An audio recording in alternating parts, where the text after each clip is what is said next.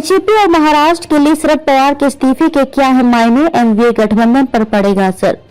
शरद पवार ने अध्यक्ष पद से इस्तीफा देकर सभी को चौंका दिया है। अब एनसीपी और महाराष्ट्र के लिए शरद पवार के इस्तीफे के क्या मायने हैं, इस खबर में जानिए। शरद पवार ने महाराष्ट्र की नहीं बल्कि पूरे देश की राजनीतिक तबके को एक बार फिर झटका दिया है।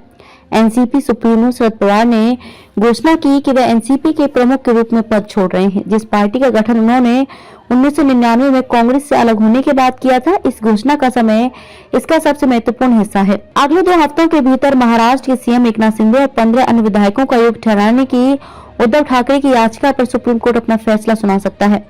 इससे पहले महाराष्ट्र की राजनीतिक दुनिया में अजीत पवार के बीजेपी के साथ संभावित गठबंधन और देवेंद्र फडणवीस के महाराष्ट्र के मुख्यमंत्री बनने की संभावना सहित कई तरह की अफवाहें थीं। अजीत पवार को लेकर अटकलें। एक खबर के मुताबिक सोशल और मेन स्ट्रीम मीडिया पवार के भतीजे और एनसीपी नेता अजीत पवार के बीजेपी से हाथ मिलाने की योजना के अटकलों से भरा हुआ था। पिछले हफ्ते मीडिया में अन्य महत्वपूर्ण खबर महाराष्ट्र सरकार में सत्ता परिवर्तन के बारे में थी, जिसमें कहा गया था कि एकनाथ शिंदे डिप्टी सीएम होंगे और देवेंद्र फडणवीस को महाराष्ट्र के मुख्यमंत्री के रूप में पदोन्नत किया जाएगा। हालांकि सभी राजनीतिक दलों ने इन अफवाहों को खारिज कर दिया। पवार का चौंका देने वाला कदम शरद पवार द्वारा एनसीपी प्रमुख के रूप में पद छोड़ने की अचानक घोषणा महाराष्ट्र की राजनीति का चेहरा बदलने जा रही है।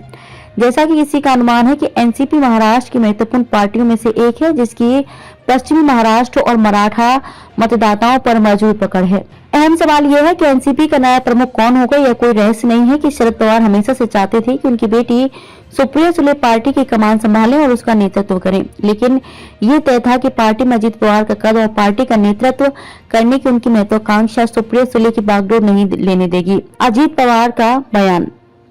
अजीत पवार ने मीडिया से बात करते हुए कहा कि एक आंतरिक समिति का गठन किया गया है और यह समिति आगे की कार्रवाई तय करेगी। मुंबई के बांद्रा कुर्ला कॉम्प्लेक्स में आयोजित एमवीए रैली वज्रमुठ के ठीक एक दिन बाद शरद पवार के एनसीपी प्रमुख के पद से इस्तीफा देने की घोषणा ने भी कुछ अफवाहों को जन्म दिया था कि पवार परिवार के भीतर आम सहमति के बाद अचानक निर्णय लिया गया था। राज्य की राजनीति पर करीब से नजर रखने वाले एक राजनीतिक पर्यवेक्षक ने कहा कि पहले की अटकलें थी कि अजीत पवार बीजेपी में शामिल हो सकते हैं और एनडीए गठबंधन के प्रभावित होने या पुनर्गठित होने की संभावना है। एनडीए पर कितना पड़ेगा असर। हालांकि एनसीपी सुप्रीमो के फैसले का निश्चित रूप से 3 दलों के गठबंधन पर महत्वपूर्ण प्रभाव पड़ेगा, चूंकि महाविकास अघाड़ी जिसे विभिन्न विचारधाराओं के साथ 3 दलों के गठबंधन द्वारा बनाया गया था।